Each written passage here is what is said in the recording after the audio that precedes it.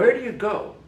Where do you go if you're sitting at home and you're upset about what's happening to women in the United States of America today?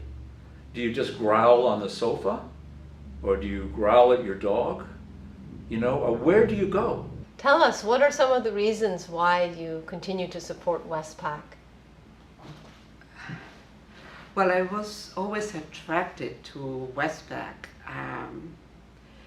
because I felt that it was like an umbrella organization. I became a WESPAC supporter more than 50 years ago. It was the time of the Vietnam War, and WESPAC was one of the few groups that really embraced peace and understood the issue of Vietnam and how the impact it had on people. There just wasn't any power amongst the lower, if you will, income folks.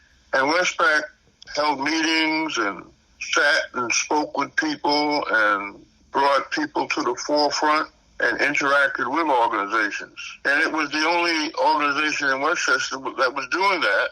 When I discovered the WESPAC community in 2001, I discovered a group of people whose values are aligned with my own, who have a vision of a world where no one is exploited, where no one is oppressed, where each person has what they need to live their life in dignity and freedom.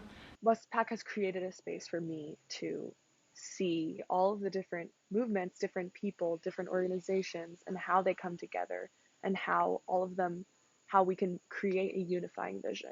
Without WESPAC, we would not know about what other groups, what each other are doing. And this is very, very important to keep up our spirits and to know that there's struggle and activity on many fronts. I consider the sincerity of the organization to be great.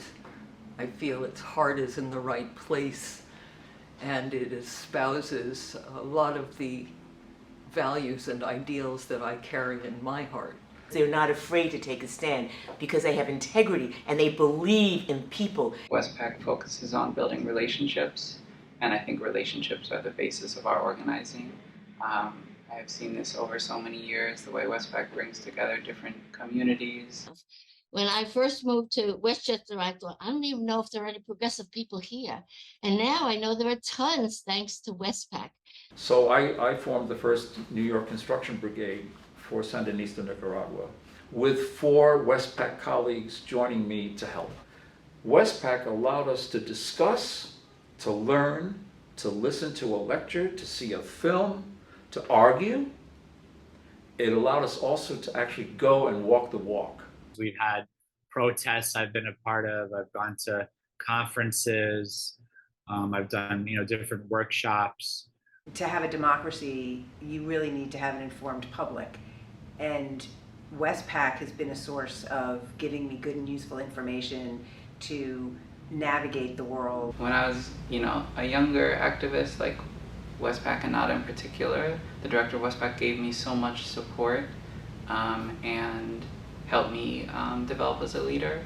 WESPAC has done so much, Nada has done so much to allow me to grow as an activist and just as a community member.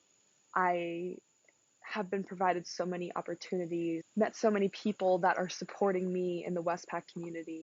WESPAC is also incredibly generous to offer fiscal sponsorship to many of its members, which is an invaluable service for those who are starting out and trying to make a difference. I found WESPAC, this organization that I could show up physically at and meet other people who themselves had discovered it as an oasis for thought. It was a space that where I felt comfortable, where I met great people, where I felt that